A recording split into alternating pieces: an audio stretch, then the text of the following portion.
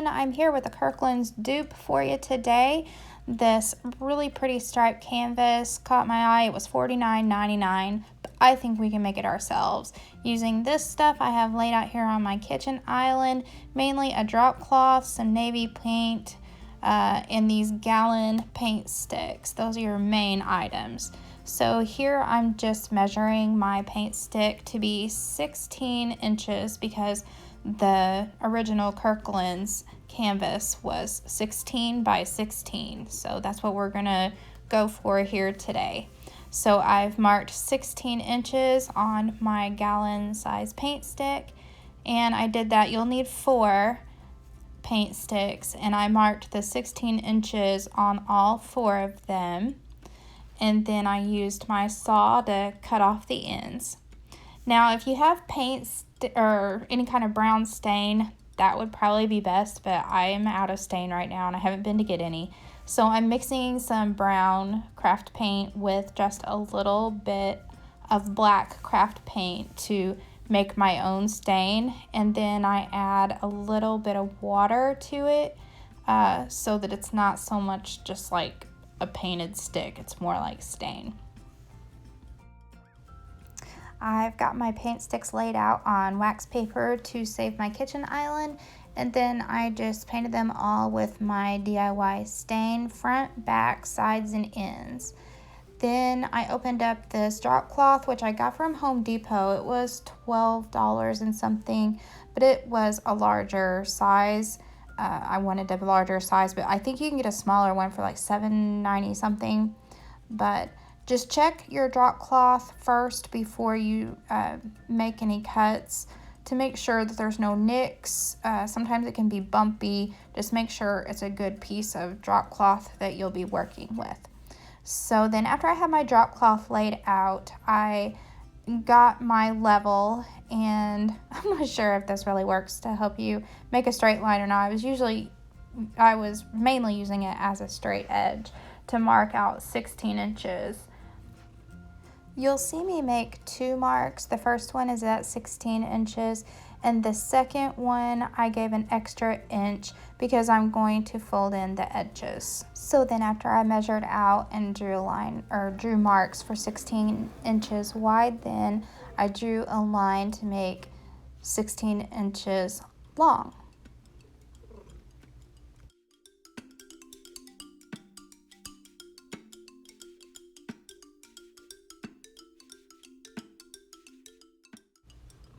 Then I just use my scissors to cut out the square piece of canvas.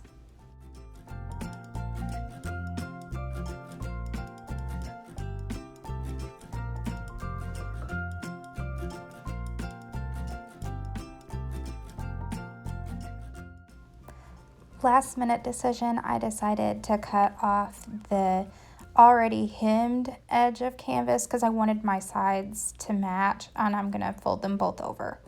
The next step was to iron the piece of canvas and take out all of those folded seams and edges and just make sure that it's nice and flat. Then the 2 side edges I folded to iron in a crease because we're going to use some liquid stitch to kind of glue this down. You could sew it. You could also use witch stitchery or whatever you call that adhesive tape that you iron. That works really well. I've used that before in making curtains. But today I didn't have any of that. I would have used it probably, but I had the liquid stitch, which works just fine.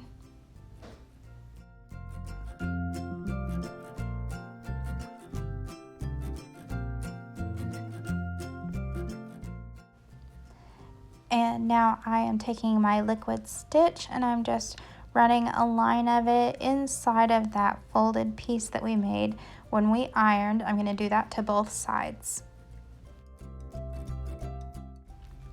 The instructions for the liquid stitch doesn't say to put an iron over it, but for some reason I just thought it might make it hold better, so I did, and I didn't see any bad effects from it. And I do think that it made it dry faster and hold maybe a little stronger.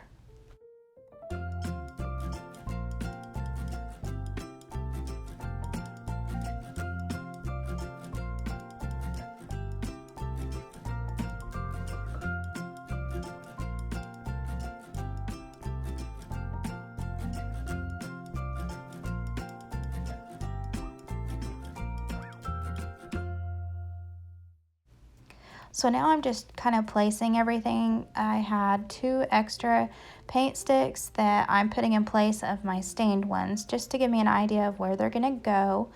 And now I'm going to start masking off where my grain sack stripes will be. And I lay down 3 pieces of masking tape side by side and then take out the middle one that makes your fat middle stripe.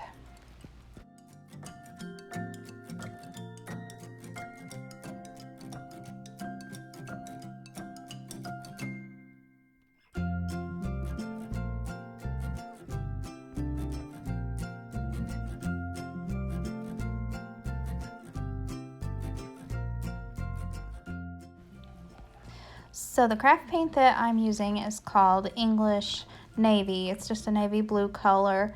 In retrospect, I kind of wish that I went for a little bit lighter blue, but it still turned out fine. And there's my little baby Piper. He's gonna be a pest today and get into everything.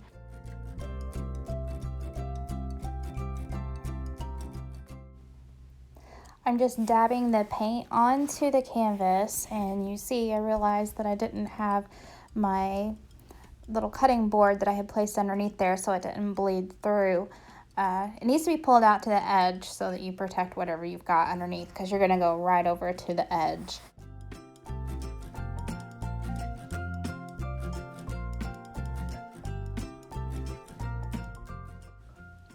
Same thing with the bottom of the canvas.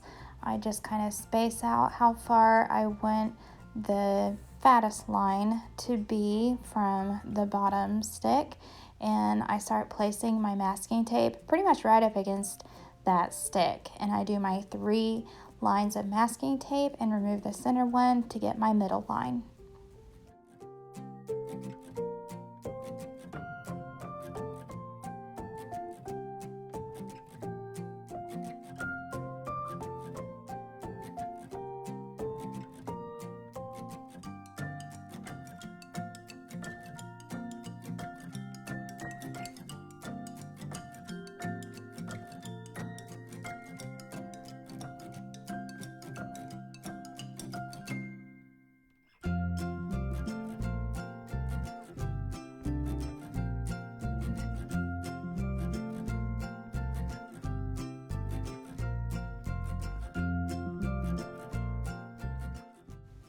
Before the paint is completely dry, I go ahead and remove the masking tape off of the center line.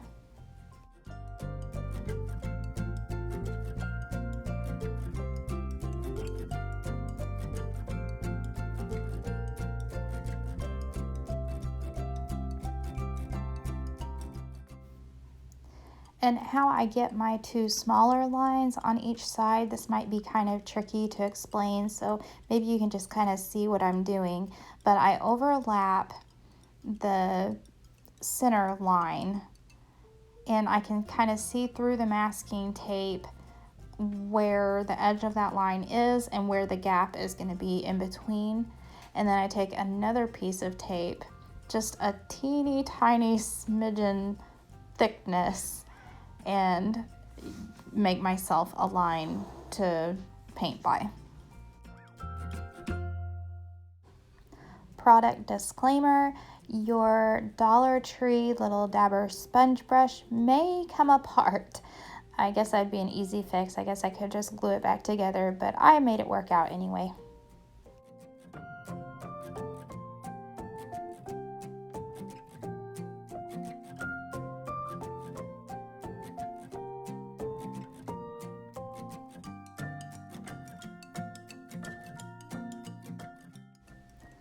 And of course, same thing on the bottom as you did at the top to make your thin inside line.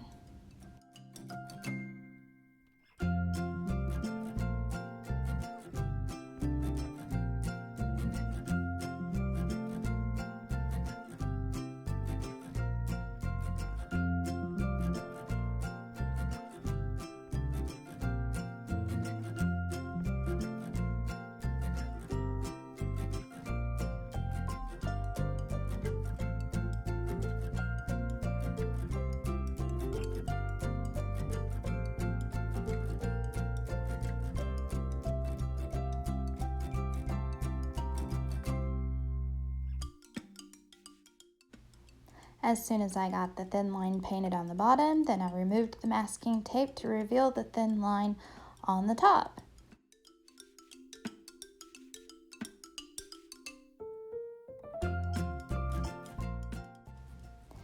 And we use the same process to make our small inside line beside the center line by using our masking tape to overlap the center line, and you can see through the tape to see where the gap is, and then use another piece of tape to eyeball a very small thin line that you can paint in there.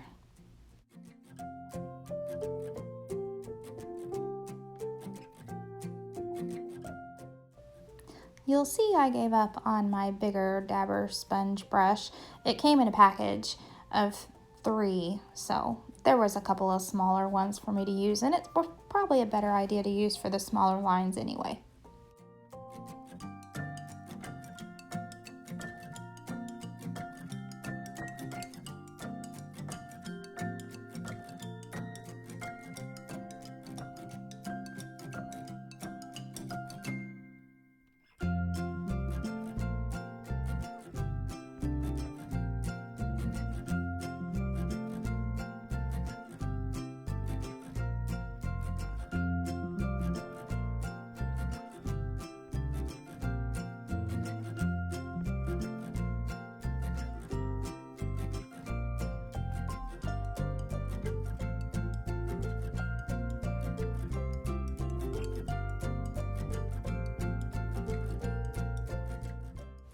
You've heard me say before, I love removing masking tape, and this is the pinnacle of masking tape removal. Look at that crisp line.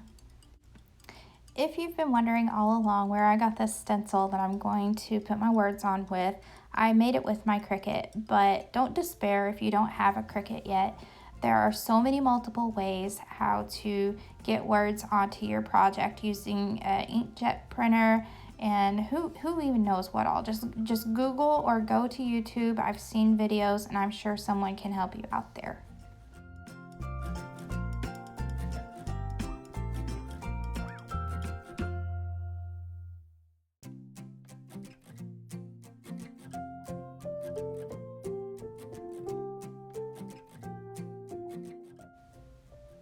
I'm not sure what color the words were in the Kirkland's canvas, but I decided to go with a dark gray. It's called Pavement.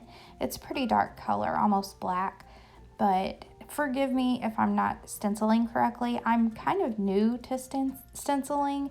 I know you're supposed to pounce around, but I didn't feel like it was really getting through. The lines were so thin, so I kind of was doing a mixture of different things, and I'm sure it was wrong, but if you're a good stenciler, just do how you know how.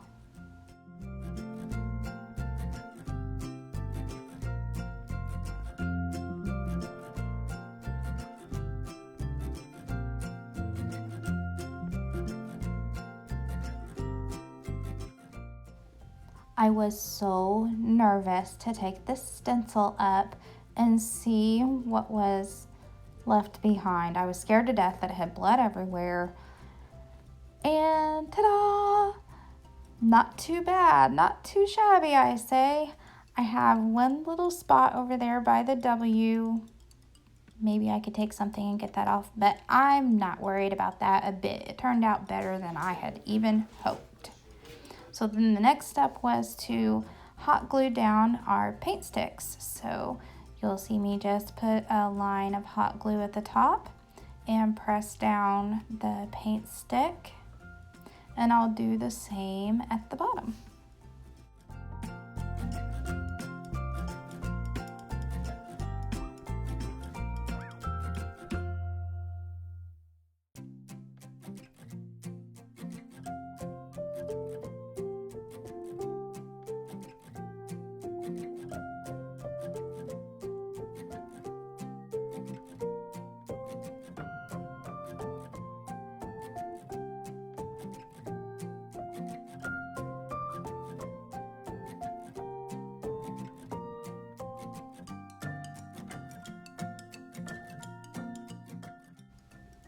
And because I wanted this to be as close to an actual Kirkland's product as possible, I decided to, that's why I'm using 4 paint sticks, so that I can finish the back and put the matching paint sticks on the back as well.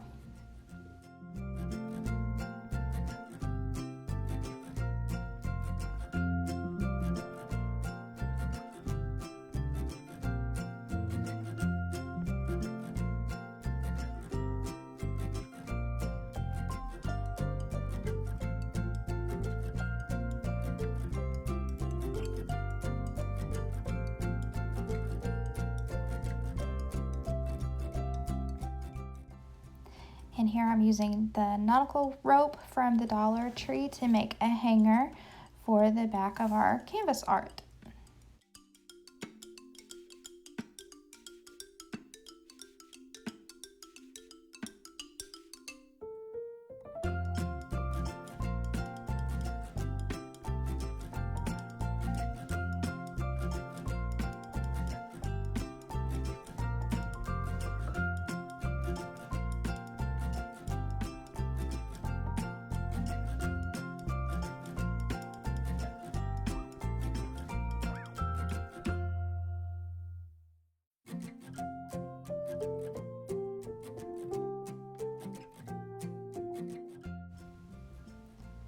And simple as that, we have our Kirkland's dupe, and I think it turned out really, really good. So I hope you all will try to make one too.